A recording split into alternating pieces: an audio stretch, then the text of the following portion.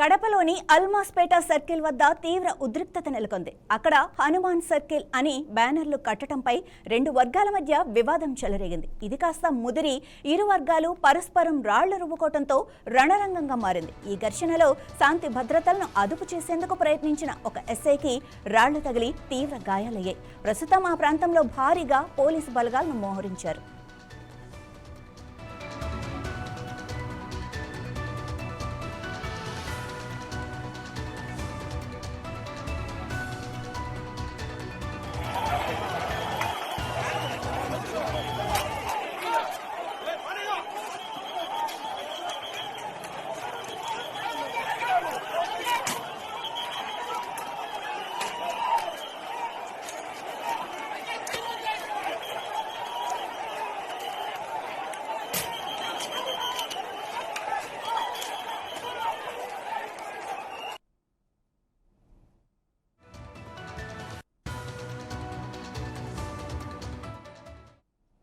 ఇవి ఇప్పటివరకు ఉన్న అప్డేట్స్. మరిన్ని అప్డేట్స్ కోసం చూస్తూనే ఉండండి 9+ న్యూస్.